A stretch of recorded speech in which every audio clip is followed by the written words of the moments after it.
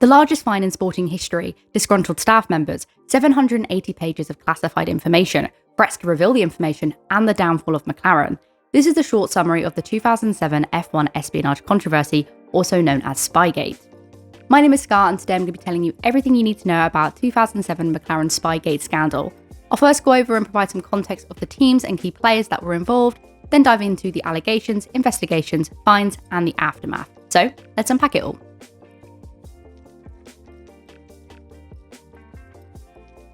Let's go over some of the key players involved in the saga, starting with Mike Coughlin and McLaren. In 1984, Coughlin made the step up to Formula One with Lotus. He remained there until 1990 when he left to join Benetton as design lead and race engineer for Nelson Piquet. He then had a short spell at Tyrrell before joining John Bernard's design company, where he was instrumental in the design and build of chassis for Benetton, Ferrari and Arrows. He stuck with the Arrows until their collapse in 2002, whereupon he joined McLaren as chief designer. Now just a brief background on McLaren at the time. Fernando Alonso and Lewis Hamilton were teammates. Lewis Hamilton was new to the sport, whereas Fernando Alonso had just joined the team after winning 2 consecutive championships with Renault, ending the dominance of Michael Schumacher and Ferrari. They had a competitive rivalry from the start, with Hamilton demonstrating his immediate threat from race 1 as they went head-to-head for the championship against Ferrari drivers Kimi Räikkönen and Felipe Massa. This is important to note as it does play a key role later on in the story. Now let's move on to Nigel Steffney and Ferrari. Steffney's motorsport career started in the 1970s with Broadspeed Touring car team, and then moved through stints at Shadow and Lotus. It was at Lotus where he got the opportunity to work with none other than Ayrton Senna, who was just one of many racing legends that Steffney had the opportunity to work alongside. From 1988 to 1992, he was chief mechanic at Benetton. He earned a reputation and was exactly what Ferrari needed when he was headhunted by former Benetton colleague John Bernard in 1993. In Maranello in 1996 and 1997, he was reunited with Michael Schumacher, Ross Brawn and Rory Byrne, who we all got to know at Benetton. During the Schumacher glory years, Steffney received a lot of credit for getting the team on track, especially in terms of reliability and improved preparation. He also became more well known during the 2000 Spanish Grand Prix when Michael Schumacher ran him over during a pit stop, which resulted in him handing off the Loiport duty to someone else from then on. His job title then changed from chief mechanic to race technical manager. It was clear that he was part of the dream team and even on occasion went up to the podium to represent Ferrari and pick up the Constructors' Trophy. But then Michael Schumacher was about to announce his retirement and Ross Brawn was going on sabbatical. He made it clear that without Schumacher driving and with Brawn being gone, the team would no longer be the same. So he wasn't exactly happy about being part of something that was potentially going to go downhill. In February 2007, Steffney made public comments regarding his unhappiness following the team's restructure, which had resulted in Ross Brawn's departure. He stated, quote, "I'm looking at spending a year away from Ferrari. I'm not currently happy with the situation within the team. I really want to move forward with my career, and that's something that's not happening right now. Ideally, I'd like to move into a new environment here at Ferrari, but if an opportunity arose with another team, I would definitely consider it." Later that month, there was more team restructure at Ferrari, which saw Steffney appointed as head of team performance development. A Ferrari spokesman told Autosport.com, quote, "After many years spent working on the Formula One circuits, the last 13 of those as part of the Ferrari race team, Nigel Steffney, with the approval of the company, has chosen to take on a different role that will see him no longer have to attend the races." Now with the background of the key players out of the way, we can now move on to the beginning of the saga, starting with the powder plot.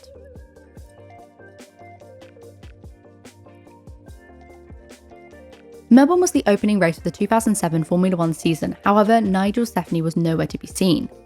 There were rumours that he was considering a move to Honda, which was logical considering that he presumably always fancied a move back home, and with Ross Brawn's name also linked to the team, it seemed plausible that both men could end up there. Then on the 21st of June 2007, it was reported that Steffney was the subject of a criminal inquiry by the Modena district attorney after Ferrari made a formal complaint. At the time, no reason was given for the investigation and the specifics of the complaint were not released to the public. It was later revealed that in May 2007, Ferrari caught Steffney seemingly doing the unthinkable, attempting to sabotage their F1 cars. Suspicions arose when mechanics found powder around the refueling tank for a car being ready for the Monaco Grand Prix. Ferrari officials called the police after they feared someone had put something in the tank. Steffney was subsequently searched and powder was found in his pockets. Police lab tests soon showed that the powder that was found in his pockets matched the powder that was found in and around the refueling tank. Additionally, closed-circuit TVs also showed him milling about around the tank before the powder was discovered. The police raided his home and found even more powder matching the residue found in the refueling tank and in his pockets. Stefani denied it all, claiming to be part of a dirty tricks campaign by Ferrari in retaliation for speaking against the company.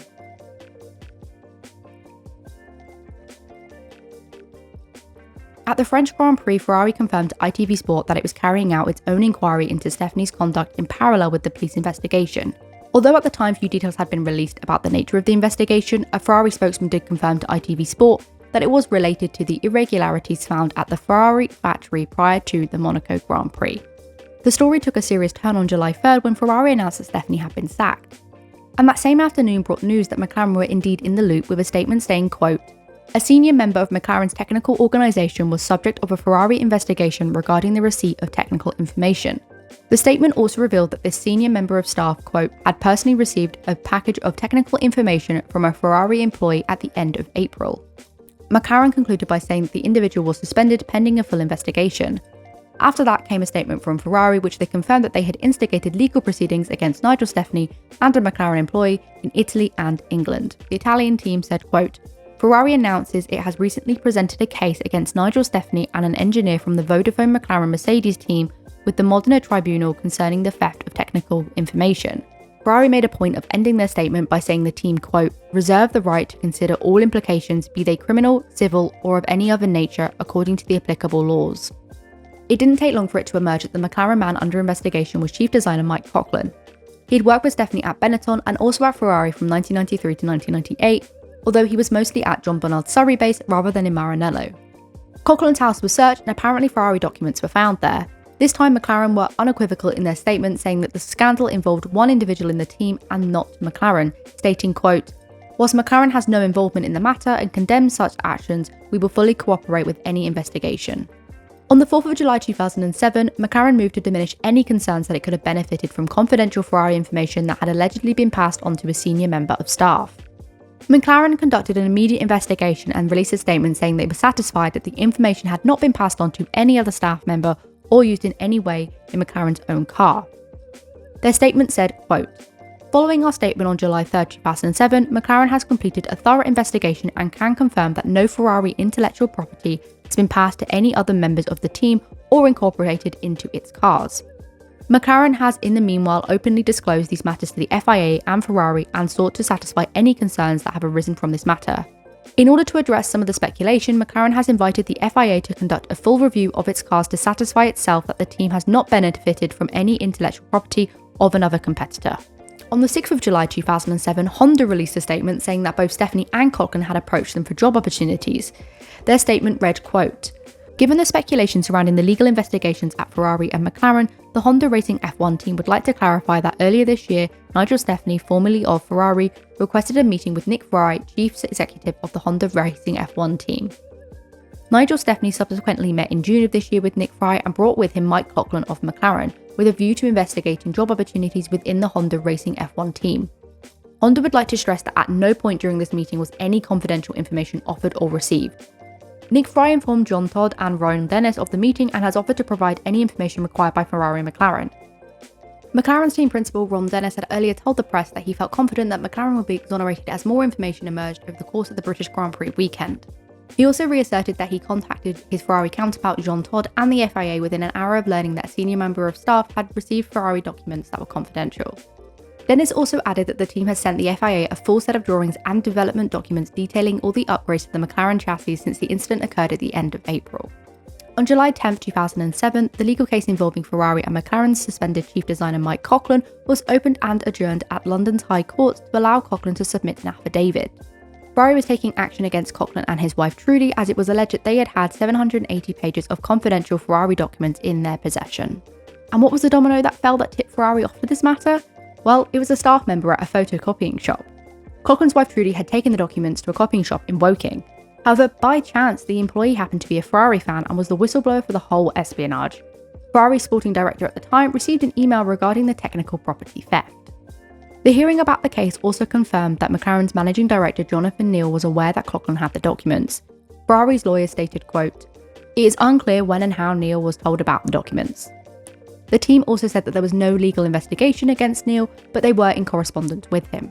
The team's lawyer also said that there were inconsistencies with the dates that Coughlin had told them about and the dates of evidence from the copying shop. The situation was complicated by the presence of a parallel legal case in Italy where Ferrari was taking action against its former engineer Nigel Stefani, who it accuses of supplying the documents to Coughlin. In the end, Coughlin did not submit the affidavit, in the possibility that it could have been used against him in the Italian court. However, late on July 10, 2007, it was revealed that the court hearing scheduled for the following morning had been cancelled after Ferrari and Mike Coughlin reached an agreement. Coughlin and his wife Trudy agreed to submit a sworn affidavit to Ferrari outlining all they knew in the espionage affair and continued to cooperate with their investigations. In return, Ferrari agreed to withdraw the request to the High Court to make the information and material collected, including the affidavit, in their application against Mike Coughlin available to the Modena District Attorney in Italy. On July 12, 2007, the FIA announced that it had summoned McLaren to a meeting to answer the charges that they had breached Article 151C of the International Sporting Code, and that the hearing would then take place on July 26. Then, on the 16th of July, McLaren released a statement saying that their investigation revealed that, quote, no Ferrari materials or data are or have ever been in the possession of any McLaren employee other than the individual sued by Ferrari. The fact that he held at his home unsolicited materials from Ferrari was not known to any other member of the team prior to July 3rd. At the hearing on the 26th of July, the FIA found that Vodafone McLaren Mercedes was in possession of confidential Ferrari information and therefore was in breach of code. Their verdict stated, quote, the WMSC is satisfied that Vodafone McLaren Mercedes was in possession of confidential Ferrari information and is therefore in breach of Article 151C of the International Sporting Code. However, there is insufficient evidence that this information was used in such a way as to interfere improperly with the FIA Formula One Championship. We therefore impose no penalty.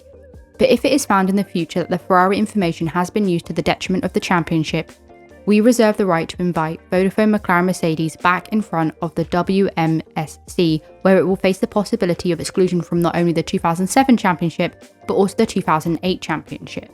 The verdict also added, quote, the WMSC will also invite Mr. Stefani and Mr. Coughlin to show reason why they should not be banned from international motorsport for a lengthy period, and the WMSC has delegated authority to deal with this matter to the legal department of the FIA. Ferrari labelled the decision incomprehensible, whilst McLaren called it very balanced and fair. The matter was referred to the FIA International Court of Appeal with a scheduled hearing on the 13th of September 2007. Then in August, McLaren accused Ferrari of spreading false and misleading information about their role in the spy saga as if to tarnish their reputation and destabilise their World Championship challenge. McLaren published a detailed monologue intended to set the record straight. The letter was written by Ron Dennis on the 1st of August and was addressed to the president of the Italian Motorsport Authority and presented McLaren's version of events in the public for the first time. Dennis wrote, quote, as far as we are aware, Ferrari ran their cars with this illegal device at the Australian Grand Prix, which they won. Ferrari only withdrew the flawed device after it was confirmed to be illegal by the FIA. Were it not for Mr. Stefani drawing this illegal device to the attention of McLaren and McLaren drawing it to the attention of the FIA, there is every reason to suppose that Ferrari would have continued to race with an illegal car.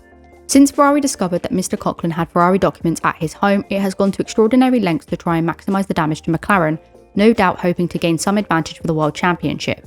In particular, Ferrari has alleged without any justification that other McLaren staff were aware of what Mr. Coughlin had done and that McLaren had made some use of the documents. Ferrari has no evidence whatsoever for these offensive and false allegations and presented no such evidence to the World Motorsport Council. The Council quite correctly rejected these allegations. These latter events are quite separate from Mr. Stefani's whistleblowing in March 2007, because during this period Mr. Coughlin was acting secretly in breach of his contract with McLaren and for his own private purposes, quite conceivably as part of a scheme to leave McLaren and join another team together with Mr. Stefani. As regards to Ferrari's allegation that other McLaren staff were aware of what Mr. Coughlin had done in its statements to the press, Ferrari has tried to confuse the March 2007 whistleblowing by Mr. Stefani with the events on and following the 28th of April 2007. Also important to note that McLaren were aware of the whistleblowing matters in March 2007, in fact they even reported it to the FIA. In his closing remarks, Dennis accused Ferrari of dragging the sport through the mud through grossly misleading statements about McLaren's actions, saying, quote, the reason McLaren were not penalised is that the World Motorsport Council rightly concluded that it should not be blamed for Mr. Coughlin's actions. McLaren's reputation has been unfairly sullied by incorrect press reports from Italy and grossly misleading statements from Ferrari. This is a fantastic World Championship and it would be a tragedy if one of the best championships in years was derailed by the acts of one Ferrari and one McLaren employee acting for their own purposes wholly unconnected with Ferrari or McLaren. We believe that the Ferrari press releases, the leaks to Italian press, and recent events have been damaging to Formula One as well as McLaren. The World Championship should be contested on the track, not in courts or in the press. We will naturally present our case before the FIA Court of Appeal as we strongly believe McLaren has done nothing wrong. It is our belief that justice will prevail and McLaren will not be penalised.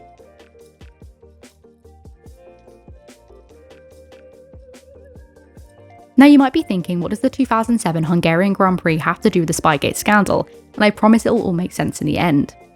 The fallout between Lewis Hamilton and Fernando Alonso at the Grand Prix set in motion a series of events which would see McLaren lose both titles, be excluded from the Constructors' Championship, Alonso leaving the team, and Hamilton unable to set foot in Spain without suffering vile racist abuse. So what exactly happened? The 2007 Hungarian Grand Prix was a controversial weekend for McLaren. Lewis Hamilton had disobeyed a team instruction which had disadvantaged Fernando Alonso. In response, Alonso held Hamilton up in the pit lane during qualifying, which meant that he was unable to get the chance to record a final lap time. McLaren were investigated by the stewards for this incident, and there was also a radio exchange between Hamilton and Dennis, which was subject to much speculation. It turned into a silly squabble of who swore, with many differing reports coming out. What is interesting is the claim that the radio exchange was the main piece of evidence the stewards relied upon when penalising McLaren and Alonso for what happened. They claimed that Dennis's words were proof that McLaren chose to punish Hamilton for not letting Alonso pass during the start of qualifying. In addition, TV pictures showed Ron Dennis angrily throwing his headphones down as Alonso pulled out of the pits, and once the session was over, he was caught having a serious conversation with Alonso's trainer. On the morning of a race, Alonso met Ron Dennis in his motorhome and allegedly threatened to send his email exchanges with McLaren test driver Pedro de la Rosa and Coughlin to the FIA. Dennis then called in Martin Whitmarsh, who was his second in command, and asked Alonso to repeat what he said before sending him away. They then discussed what they should do, and they both agreed on the fact that they should call FIA President Max Mosley to tell him what happened.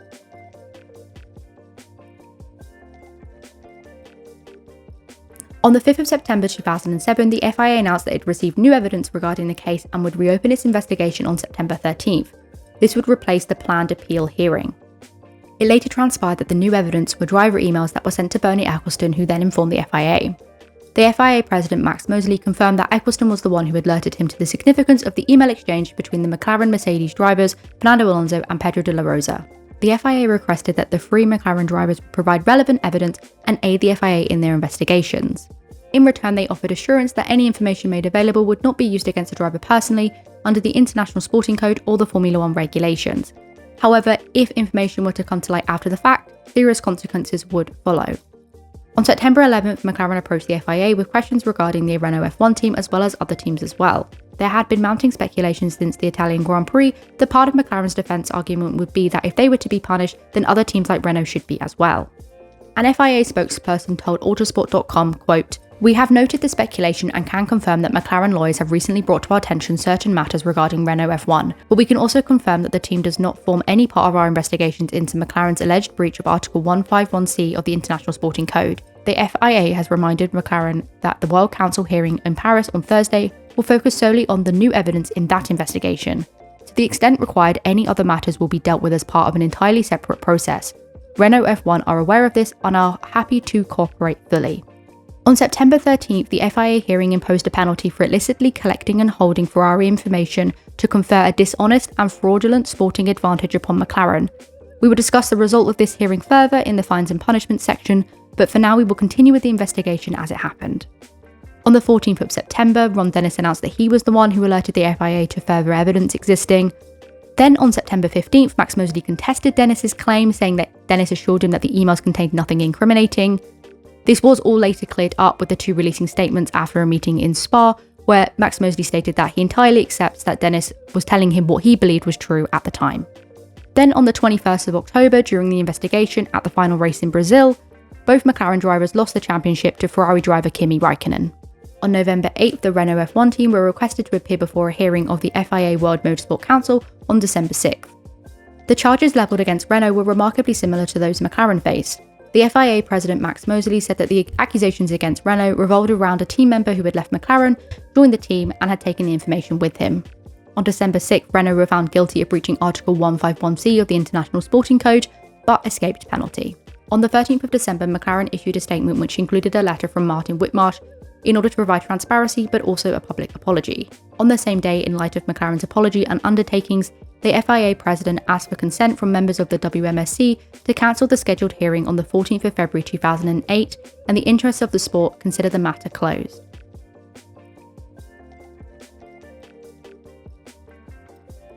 As mentioned previously, on the 13th of September, the FIA hearing imposed a penalty. McLaren were stripped of their points in the 2007 Formula One Constructors' Championship and were also fined a record $100 million. This also included any prize or television money they would have earned from the Constructors' Championship. However, Lewis Hamilton and Fernando Alonso were allowed to keep their points, and the team must prove that there was no Ferrari intellectual property in their cars next year before racing.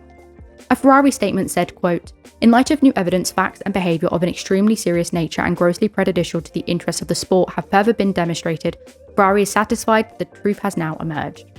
McLaren's Ron Dennis said that he would wait before deciding whether or not to appeal. Dennis explained, quote, "We believe we have grounds for an appeal, but of course we're going to wait for the findings of the FIA which are going to be published. Having been at the hearing, I do not accept that we deserve to be penalised or our reputation damaged in this way. Today's evidence given by the FIA by our drivers, engineers and staff clearly demonstrated we did not use any leaked information to gain a competitive advantage." The WMSC received statements from Fernando Alonso, Lewis Hamilton and Pedro de la Rosa stating categorically no Ferrari information had been used by McLaren and that no confidential data had been passed on to them. The entire engineering team, in excess of 140 people, provided statements to the FIA affirming that they had never received or used Ferrari information. "We have never denied the information from Ferrari was in our personal possession of one of our employees at his home." On February 23, 2009, one of the few remaining remnants of the saga were officially settled after legal proceedings against McLaren employees were dropped in Italy. On the back of the FIA's own investigation, Italian prosecutors were pursuing action against chief designer Mike Coughlin and 3 McLaren senior employees, which were Jonathan Neal, Paddy Lowe and Rob Taylor.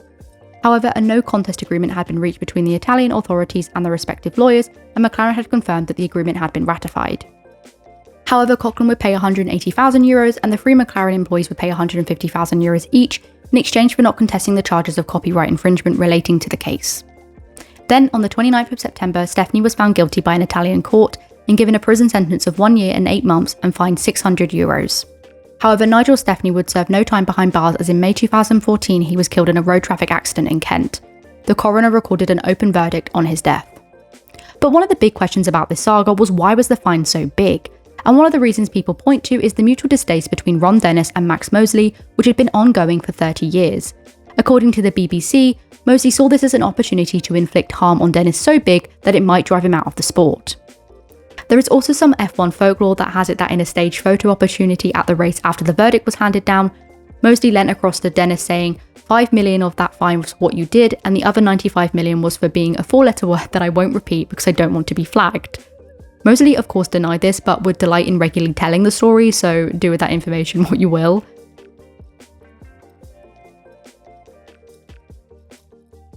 Initially, the fine seemed to leave McLaren unaffected.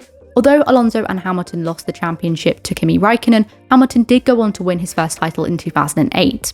However, the consequences were far-reaching. At the time, Mercedes were McLaren's engine supplier and 40% shareholder, meaning they had to cover 40 million of the fine. This strained their relationship, which only worsened when Ron Dennis proceeded developing a road car against Mercedes' wishes. In 2009, McLaren produced one of their worst F1 cars in years and endured a disastrous season. Meanwhile, Brawn GP, who were also powered by Mercedes engines, won the championship. As McLaren's competitiveness waned and tensions grew, Mercedes considered setting up their own team. This eventually led to the formation of the Mercedes F1 team, who dominated the sport during the turbo hybrid era from 2014. From 2010, McLaren were no longer Mercedes' primary focus, and by 2012 they had lost their work status, meaning they had to pay for their engines. Despite contending for titles in 2010 and 2012, McLaren's performance slipped, and by 2013 they lagged behind the top teams. By 2014, McLaren were 2 seconds off the pace, and by 2015 they had lost the Mercedes engines entirely, entering a disastrous partnership with Honda which only lasted 3 years. And then in 2017, Ron Dennis was ousted from the team. Under new management, McLaren began a recovery and returned as Mercedes engine customers in 2021, and in the same year Daniel Ricciardo picked up their first win in 9 years at the 2021 Italian Grand Prix. They now seem to have made a return to being a competitive force, although it was a long way back. And that is how the actions of one man led to one of the greatest sporting scandals in history. I hope this video was informative, and if you did like it, please consider hitting the like and subscribe button. If you have any ideas for any future F1 content you would like to see, please let me know in the comments down below. And with that out of the way, I hope you all have an amazing day.